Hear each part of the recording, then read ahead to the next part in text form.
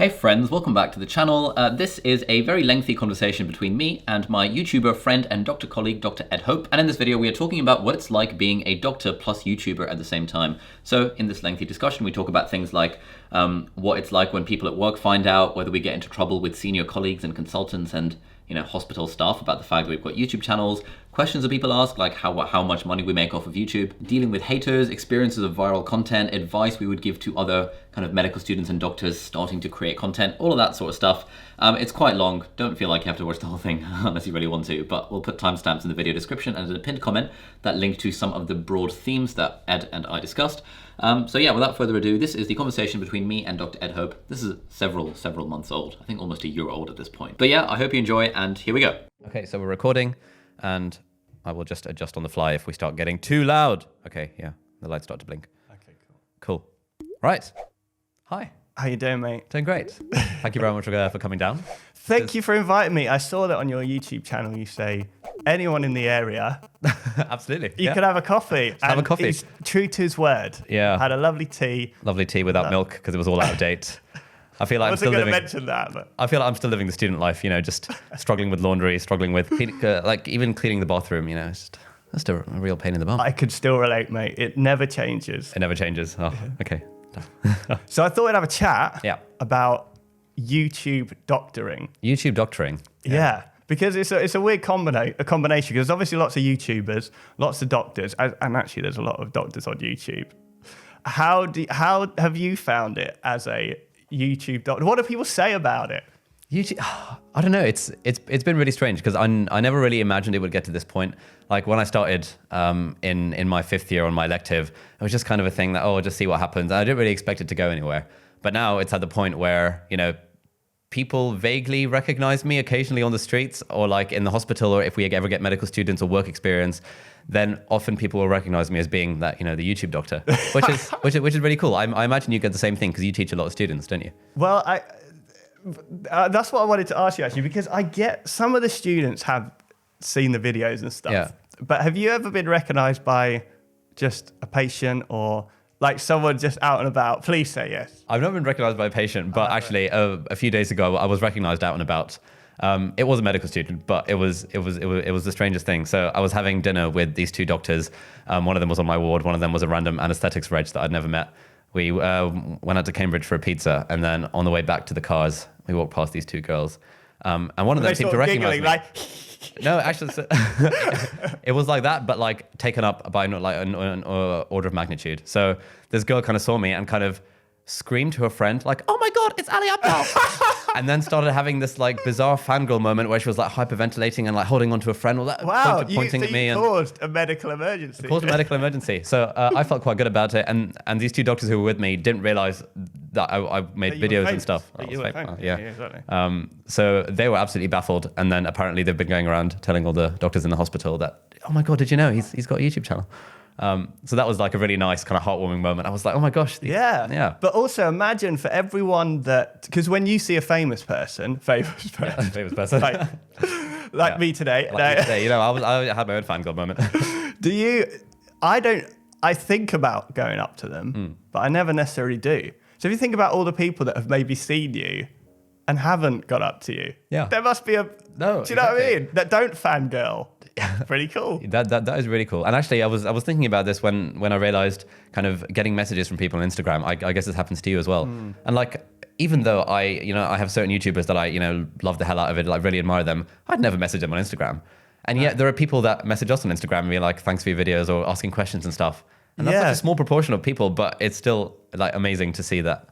It actually happens. The Instagram thing, I feel bad about because when I started out, obviously, you'd get a message every couple of days and I'll be like, "Oh, cool." And I'll be like, really, obviously always try and take time and respond to people, but it's difficult when you get sort of so many and you feel that, what when you started out, that was kind of like what you did. Oh, that's really cool. Thank you. And now it's a lot harder and you have to be a lot more brief. I know that's what you mean. That's a bit of a shame. What's your unread count on Instagram DM? On Instagram, it's not too. I think it's about 12. Okay, yeah. So you're doing a good job at replying to people. What about yours? Oh my God. So up until a few months ago, I was really good at replying to everyone. So it would get to like 99 plus, and then I'd dwindle it down because I'd have like a whole day to reply to people. But now it's stayed at 99 plus for the last like 2 months. Really? And I try so hard. Every time I'm on the toilet, I try and reply to a few. On the toilet? You know, if I'm just before bed. People won't want replies now, mate. Yeah, but I don't know. It's just it just piles up, and I feel kind of bad about it because before I could reply to everyone and it felt really nice, but now there's just too much to. Yeah. Oh, I felt bad for having a count of 12. Having 12. I feel great now. But what I wanted to talk to you about was when you first had your colleagues found out you did the channel and stuff. Did you have that classic thing? Because I got it a little bit where at first, I mean, there's that quote, and I won't get it in the right order, that they kind of ignore you, then they laugh at you. Then they want to be you. I'm not quite sure where I am with that, but I've definitely seen that in a kind of way. Like when I first started doing a YouTube channel, a load of my friends were like, "Why are you doing that?" As in, like, as a doctor, don't put stuff out. That's the worst thing you can do. Yeah. Because I mean, I have witnessed when you get the odd, bad comment. I won't necessarily call it haters. Some of the stuff you write is people accuse you of just doing it out for your own good, rather than because I just want to have a bit of fun and do something that's a bit interesting. But then I've had some people after that, I think in a way, quite kind of proud of what you've done. They're like, "Oh, how many subscribers now?" And do you know what I mean?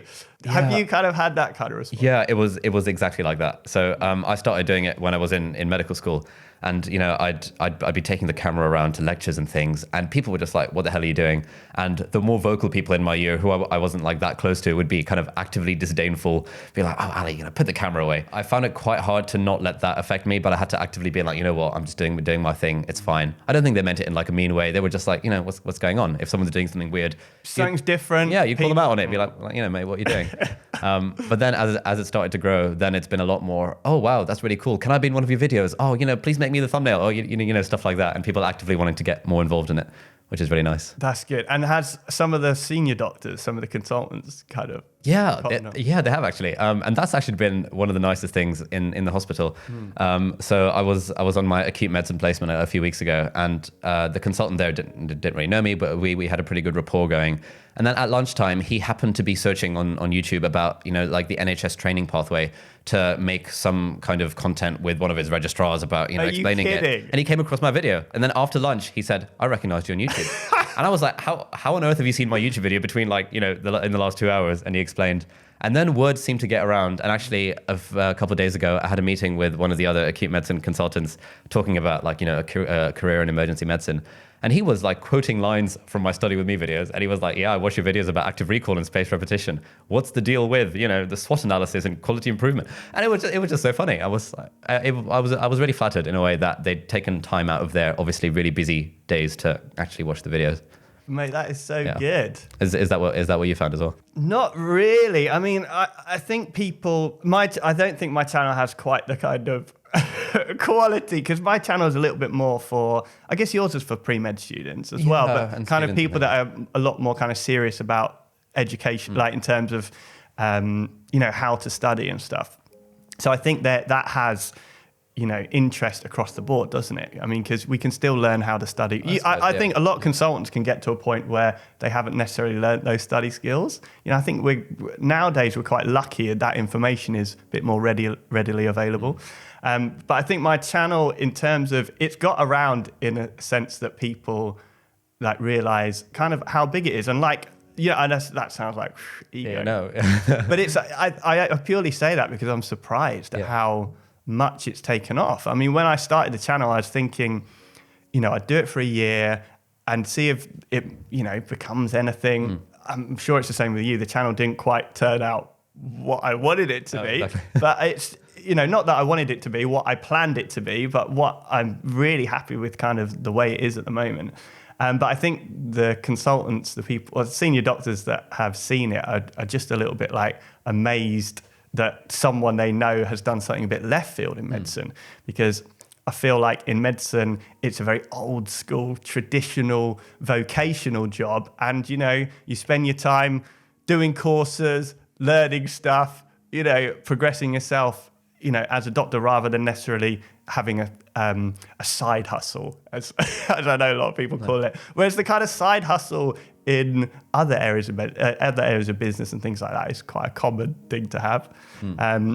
So yeah, and I've had one of the consultants recently ask me if we could do a video together, and I was like, yeah. Oh, nice. I've always been quite like embarrassed though, like to ask someone. Like I'd love to ask more, the people that I meet day to day, but like, oh, do you want to be in a video? But I'm just so worried about them going, no. No, why would I do that? Yeah, that's partly why I got this whole podcast set up, because I was thinking it would be really cool to be able to interview consultants or trainees or even students and just ask them how they got there and kind of tips for people trying to get there. Because that precious knowledge, medicine's also like a bit of a bubble. Like if you're in the know, if you get in the know, it's information overload. But before you get into medicine, it feels like another world. Like if you don't know, it's so much nepotism. So if you don't know any doctors or where do you get your information about how this stuff comes about? I mean, certainly I had no doctors in the family. And so when I came to it, I was after anything that I could kind of get my hands on. And that's one of the reasons why I started the channel, because I was thinking, where was I getting my information from? In a way, I was getting it from medical TV shows and also kind of a few odd textbooks I could get hold of. But there was a bit of a disconnect. I mean, surely there's someone that can help me out with that in between. So that's kind of why I ended up doing what I'm doing, really. Oh, awesome. Yeah, that's one of the things that's been really encouraging for me, this thing you say about the side hustle. Because invariably every consultant who's I've spoken to about this, they're always kind of interested, how do you get started? Or, how do you make the videos?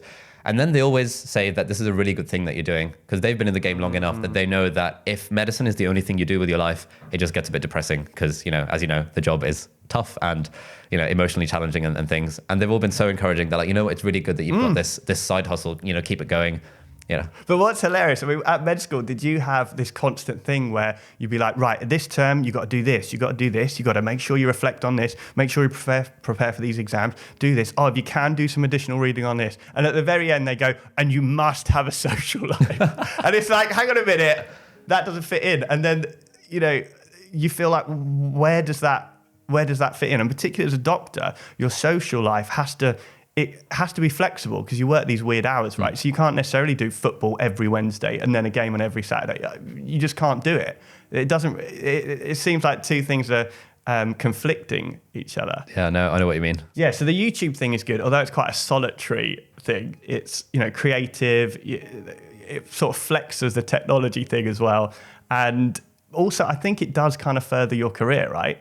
In terms of people look onto that, you can actually build, because in our careers, it's all about creating a portfolio, right? And people can look at that and say, I've had how many millions of views, how many subscribers. That is an appealing proposition, right? Yeah, no, absolutely. This is something I've been trying to convince all my friends of as well, that they should start their own blogs or their own YouTube channels or whatever, in whatever industry they're in.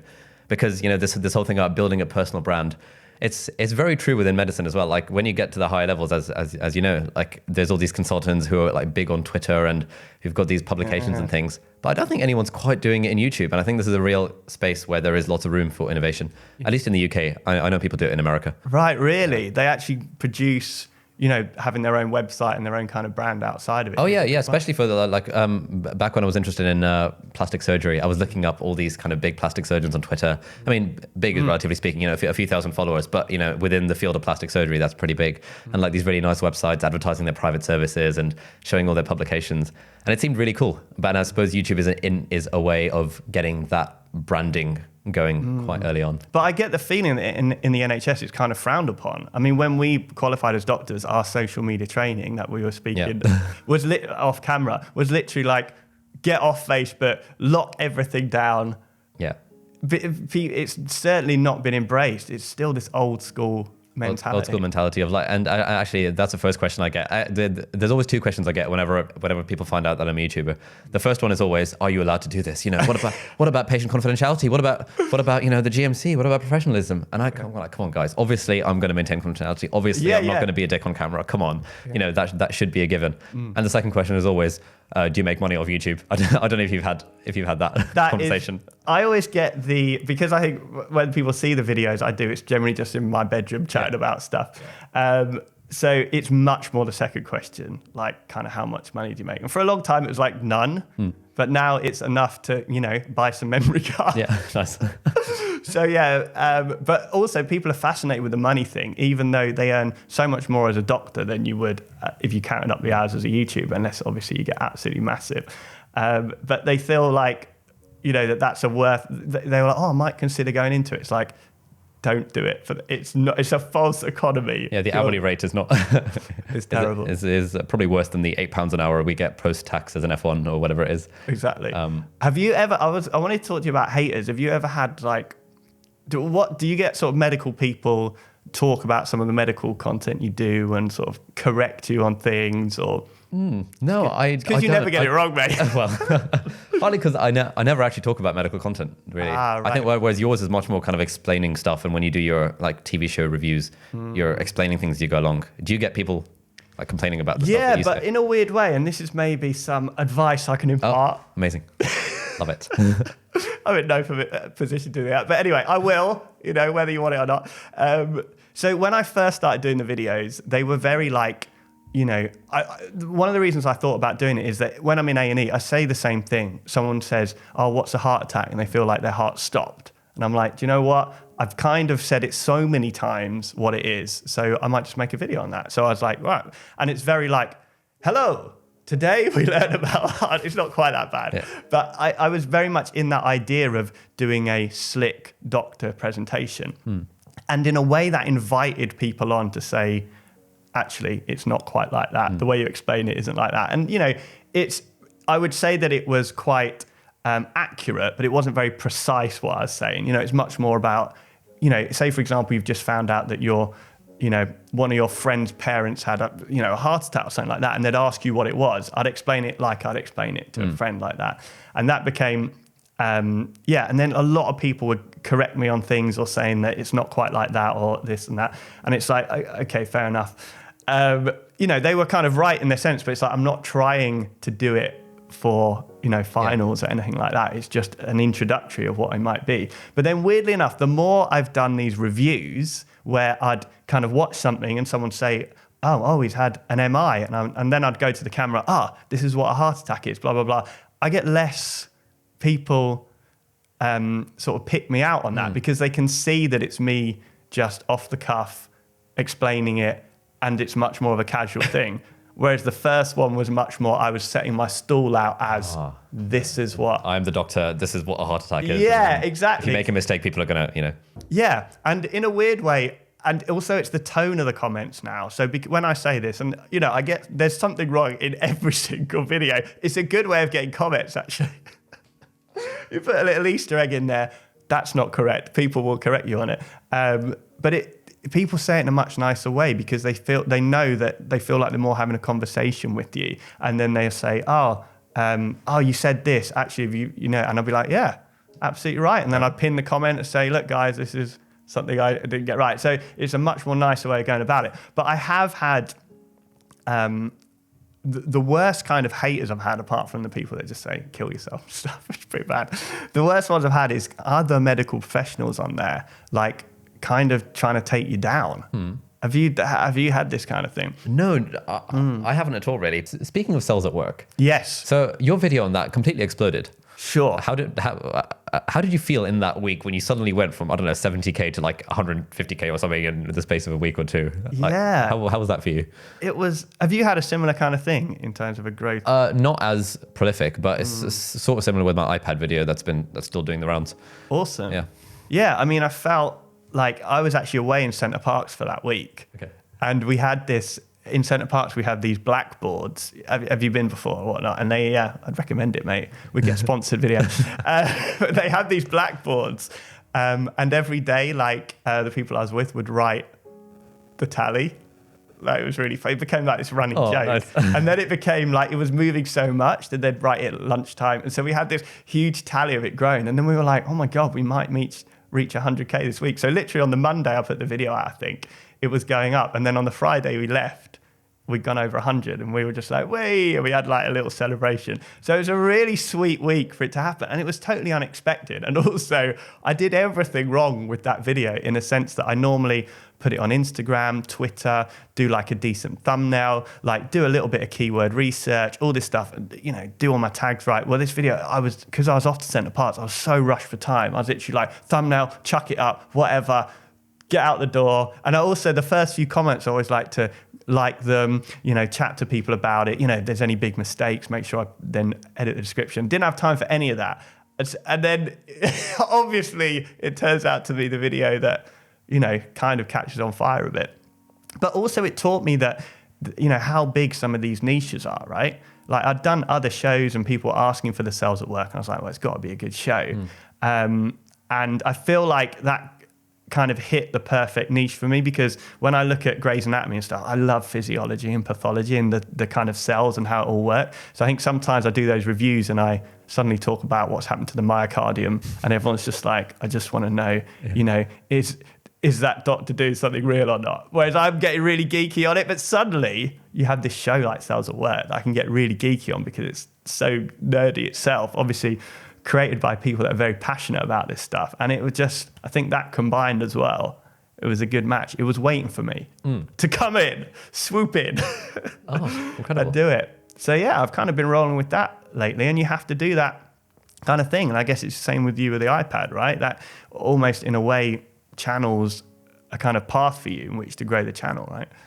Yeah, I think that's because I think like the iPad video was like a really nice sweet spot for me as well, because it was quite geeky. It was talking about a bit of the research behind note taking by hand, and then introducing this iPad. And I've been a big fan of technology, and it just somehow came together really nicely in that video. And then the gods of the YouTube algorithm suddenly started recommending it to everyone and anyone.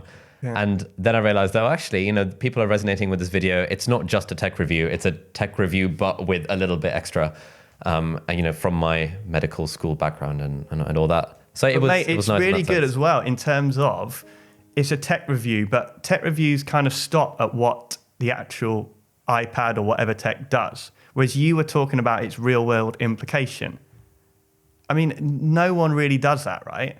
It's kind of like, here's the hardware spec, let's take it out on the road. But you're like actually had kind of used it, and I mean, that's invaluable. And, you know, in terms of the way you use it as well, would be perfect for someone buying stuff, right? Loads of people would buy it to study and things like that. No, exactly. So that's kind of where I've tried to go with my subsequent iPhone, iPad Pro review. I'm going to do an Apple Watch one at some point. I wanted to be more of a, because, you know, everyone does tech reviews and I can't compete with, you know, the big tech channels in the terms of that and like amazing visuals and everything. But I think what I can do is... mate. Your camera stuff's pretty damn good. I don't know. I think you need all those. I don't know. It's one of those things that I think I'm kind of using it as a cop-out, saying that, oh, well, I don't have this fancy slider or that fancy red camera. But really, it doesn't really matter. No one cares about the, you know, camera quality. It's good enough, isn't it? It's good enough, exactly. But that's another debate in itself. I wanted to chat about some embarrassing stuff or awkward stuff that people don't know about behind the scenes. Oh. So is there anything that you've done that is rather embarrassing or like frustration? You talked about deleting footage. Oh, God. Yeah, I've accidentally deleted footage like 3 times now, and it's been the most annoying thing ever. Mate, how? What? It's because not how. I mean, how do you come back from that? Is what I meant. No. Not like, mate. You're just like, what is wrong with you? I just meant like, how do you then get back and record it again? So I didn't record it again for quite a few of the ones that I accidentally deleted. You know, there was one time, I think it was my first day off work after like a long stint of days, where I did like a vlog of what I do on a day off, and you know, filmed some of my singing lesson and some of my, you know, a bit of my singing teacher trying to explain stuff, and we did like a cover of "You Raise Me Up." It was such a nice vlog. Then I went to like B&Q, bought some nails, screwed that monitor into the wall with like, you know, the nice, and then I just forgot about it on the memory card, and then one of my other friends came over. And we were doing this sort of video, and the memory card ran out of space. So I was like, okay, delete, empty trash. Oh crap. Yeah. And then I just. But that's what's so annoying about that. It's not just like you talking to something. You had all that footage that you can't. Not wanting to. No. Not wanting to rub it in. Oh mate. Have you had any kind of embarrassing stuff happen though? Embarrassing stuff, mate? Because I've had. What do you mean? I've had so much stuff. Like what? Like. I did this live stream because I spoke to I have a partner manager. You've obviously got a partner manager as well. For people at home who don't know, YouTube, once you get 50,000 subs, I don't know how much it is. I think it's 50K. They give you someone at YouTube to talk you through things, which is really, really cool. But they suggested to me, why don't I try out live streaming? Yeah. They set me up royally. No, I'm kidding. But so I was like, yeah, cool. So I got one of my friends over, Dr. Lizzie, who's absolutely brilliant. She's appeared on the channel a couple of times. And we were like, yeah, let's arrange for some stuff to live stream. Annoyingly, my house didn't have good upload. So I had to go to my mate's office. So we set up in my mate's office. It's all good. And we start rolling. They're live, yeah. And I'd advertise it a few days before.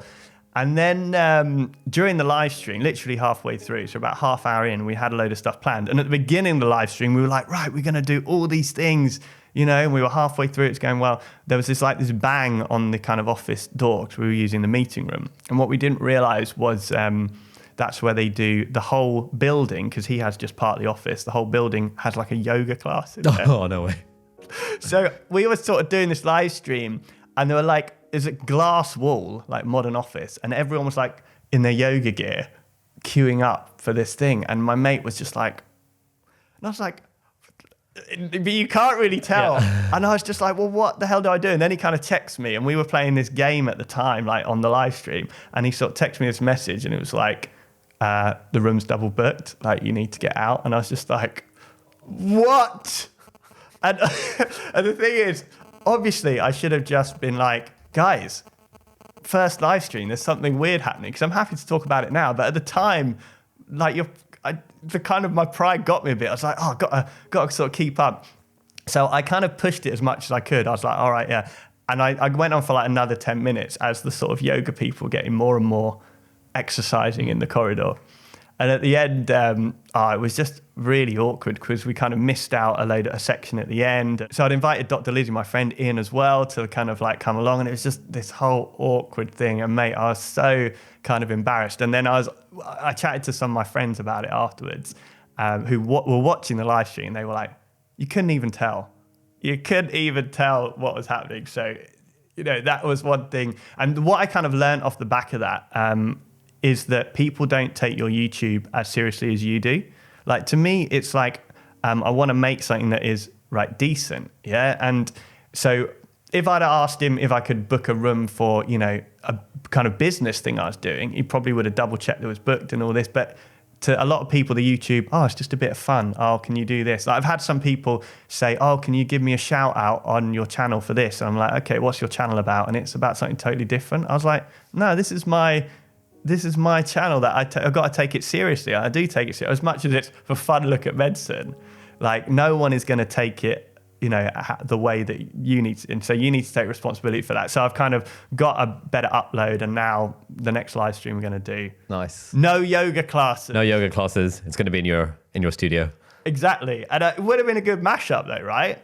Live stream with doctors, yoga in the background. Yeah, that would have been great. Yeah. So actually, for that very reason, I got one of those Google Home Wi-Fi hub things. Okay. I haven't set it up yet, but at some point I'm going to try and do another live stream because I quite enjoy doing live streams. I don't know about you. Yeah, it's nice having the interaction, and I'm always surprised by, oh my god, there's 300 people actually watching this. What the hell's going on? That's good. Do you kind of plan what you're going to talk about, or you just go? No, I just do like Q&A on the little chat thing. Mate, that is so good. I mean, I couldn't keep up with the chat though when we were doing it. Oh god, it's like scroll. Yeah, and you're like, oh crap, like where's the next one? And yeah. So the next time I do it, I might have like a hashtag. I know that's annoying because people want to interact with that, but I kind of feel like the chat is people chatting amongst themselves, and then the hashtag, like maybe someone wants to ask and I can pull it out, because that was our plan, to do a Q&A, and it's just like, right. Yeah. Okay. Yeah. And so does the Google thing work then? Did you get good? So. I think so. It's still in the books. I need to actually connect it to the book thing and everything. But the review said that it increases the range of your Wi-Fi and makes it better and stuff. Nice, mate. So we'll give it a go.